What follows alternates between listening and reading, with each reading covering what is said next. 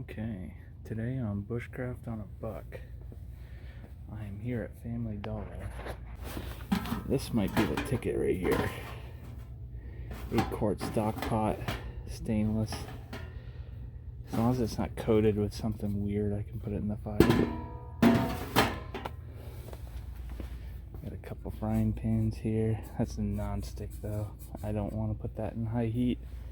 It's very important to know these things because you can get pretty sick. But yeah, just pick up stuff on the Jeep. Doesn't always have to be expensive. I'll see ya.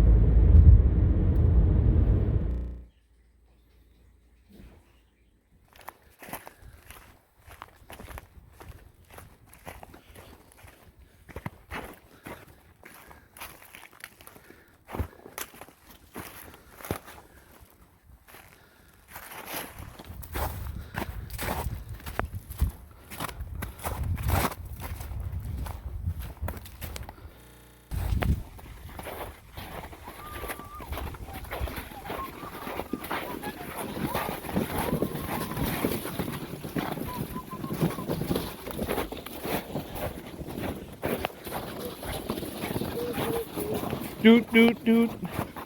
He got his buck. He's ready to go. Stay in your lane, buddy. Jeez. Cutting me off.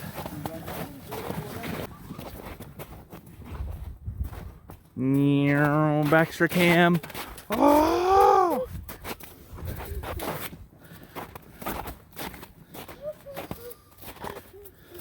I like that song. What song is that? Doot doot to doot. Woohoo. Yeah.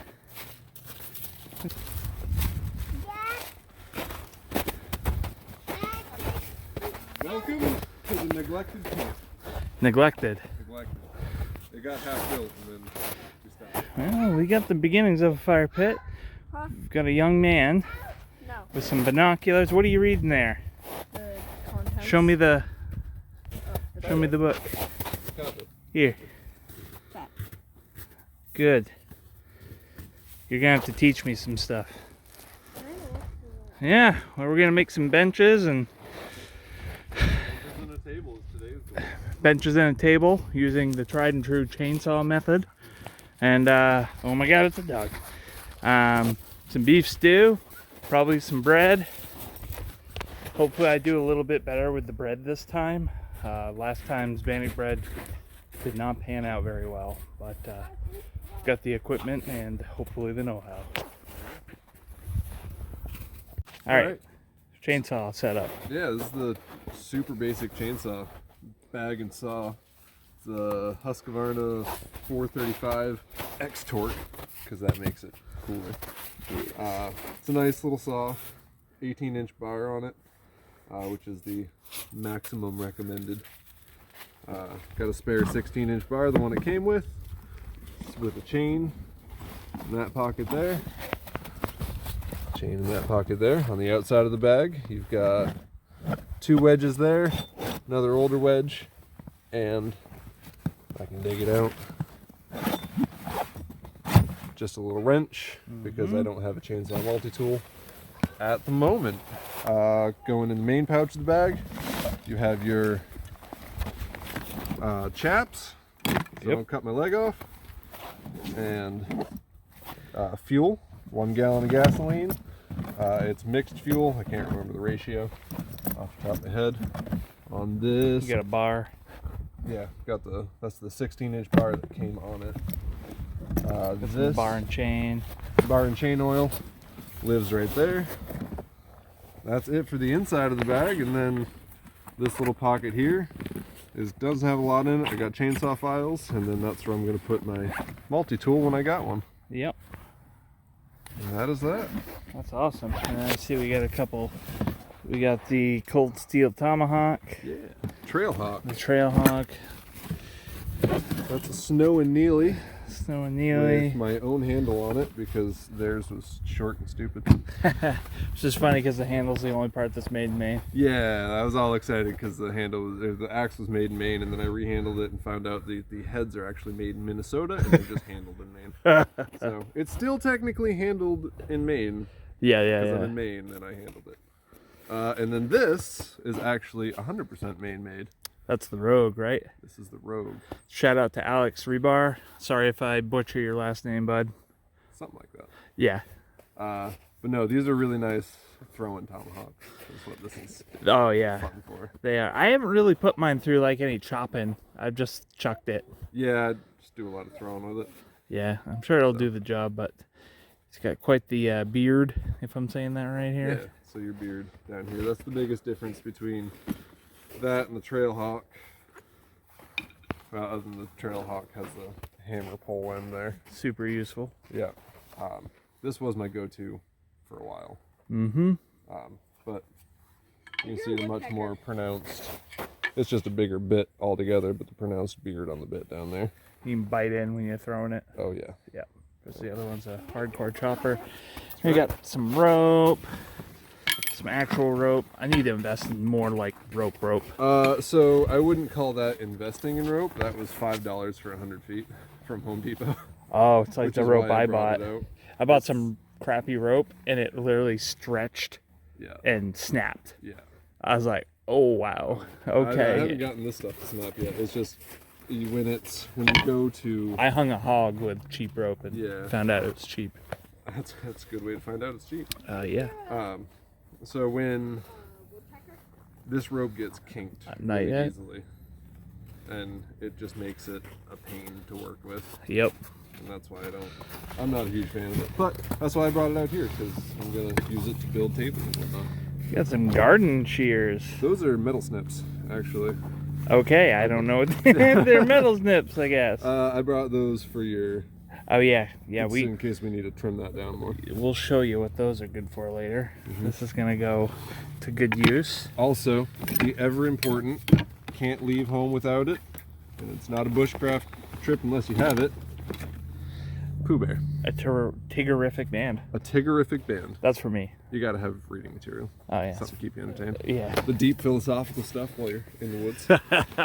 We got some little bitty binos, a tarp. Those are Baxter's binos. Yeah. Sweet. Yeah, and then these are the big ones. All I right. gotta go teach a young man how to cut a knife. Cut with a knife, because that ain't it. Alright,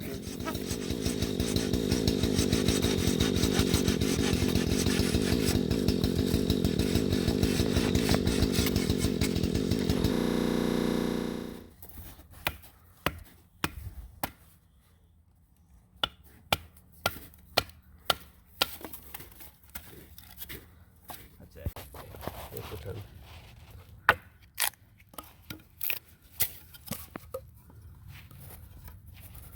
Find the pith.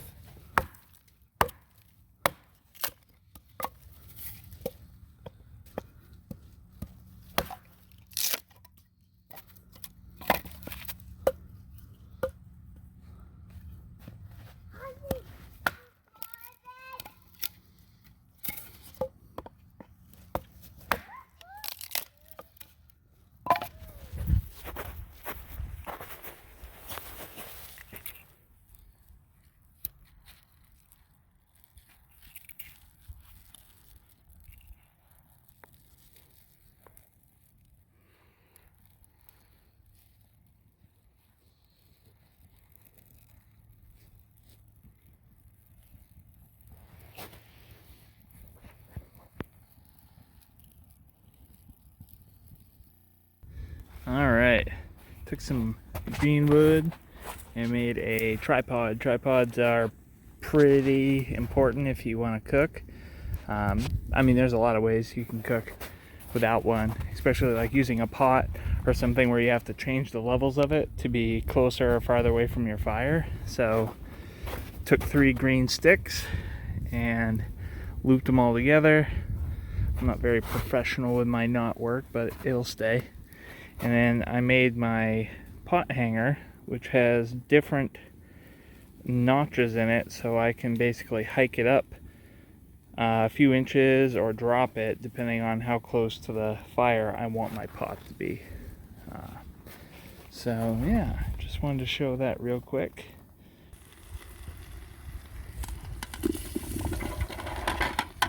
I'm gonna pour some water in.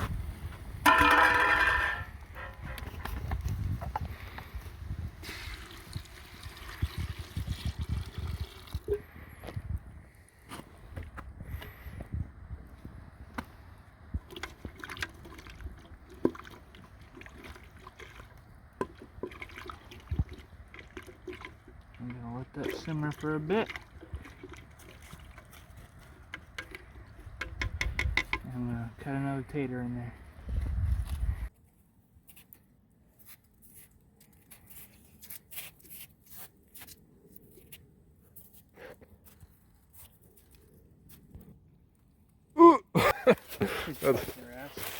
No, that's not the video. Not the button I thought it was.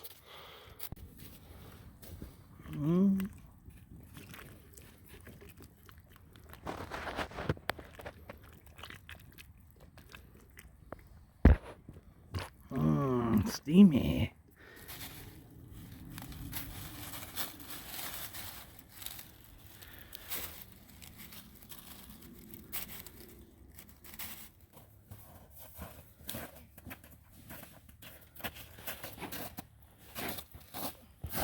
Doing good work.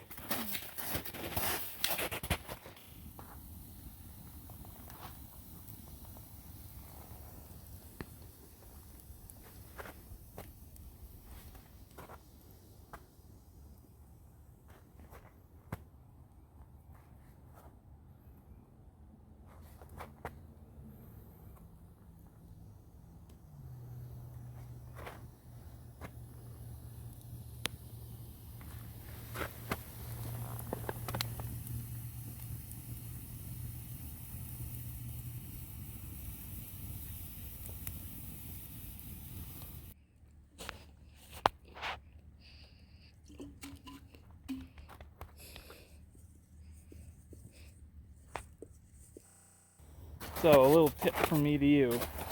When you're making bread in the backcountry, bring more flour than you think you need. I just had to make a little trip back to the house to grab some extra flour because somebody added too much water to their bannock bread mix. Stupid people. I'm sorry.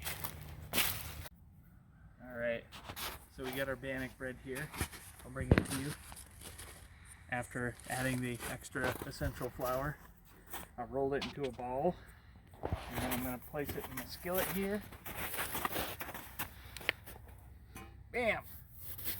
Might have to stoke some coals up a little bit, but this is going to sit for a while and brown up nicely.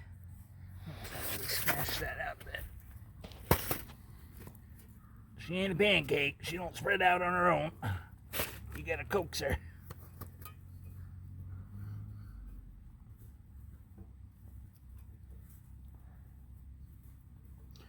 Yeah. Bannock bread. What do you think? That's pretty sexy. Love that, isn't it though? Looks like he's getting ready to twerk. You're not allowed to do that. No. So, we got a little bit of a thin stew here. I don't know if you can see that. It's a little watery. And I didn't use any flour, but I did that on purpose because I have a little trick, courtesy of a Mr. Dave Canterbury. We got the secret weapon. We got the Idaho instant potatoes. I selected a fine applewood smoked bacon flavor. You know, just a little dab. Just a little dab will do you. And basically what this does is throw in some, stir it. This is gonna thicken your stew up. I know it's cheating, and I know this is probably very sacrilegious for a lot of people out there. I can definitely agree with you, but at the same time, it's so good, and it's so easy. I'd say that's thick enough. What do you think, Chris? Oh yeah. Yeah, I think so too. And you got a lot of taters left over, so like that's another meal. That is another meal. These go a long way. They do. But yeah, that's my little secret weapon for beef stew. Idahoans. Idaho. Okay, I'm gonna take a poll right now around camp, see how I did on the stew. This is awesome. It's awesome, and this is coming from a man. He has a very delicate palate. He's choosy. You like it? All right. It was awesome. Thank you, Chris. What do you think? Very good, sir. Very good. Very good. Very good. Here's a good one too. Pretty good. Here's a judge. Go take a big bite. Tell them what you think. Have some. He's like, Your knife is coming undone there. what do you think?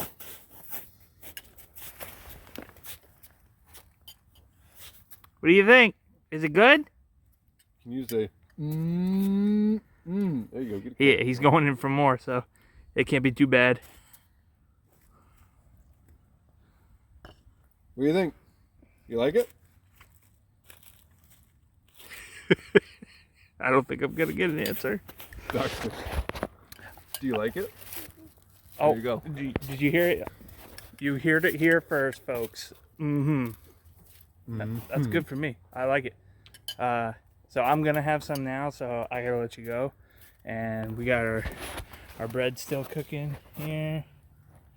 You might do a poll on that. Ooh, look at that stew, baby. Smoky. Oh, baby. All right, let's see how this bread's doing. Oh, yeah. Kind of looks like a pancake. It does kind of look like a pancake. Oh. Got a little black. It's okay.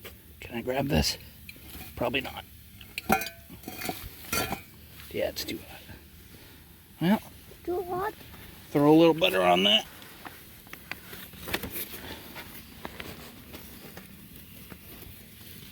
I have a name for the soup. What's the name for the soup? Sensational soup. Sensational soup. My dad. I'll agree. Motorcycle. Ah, yes. Motorcycle. Uh-oh. Motorcycle. Let's put it there. Motorcycle. Motorcycle. It's coming along nicely. The other side got torched a little bit, but let's see about the break. A little gooey. I don't know. What do you think? I don't know. Take a bite until you tell me.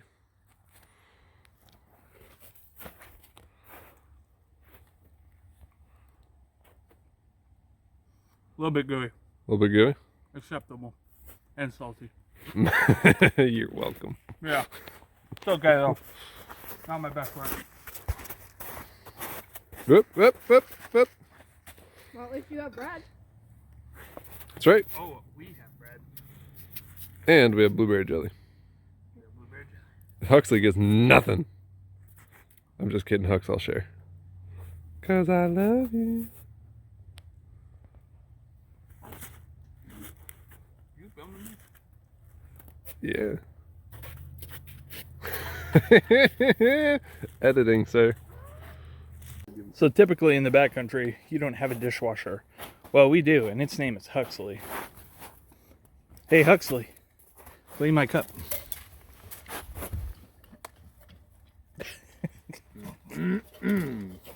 Thank you.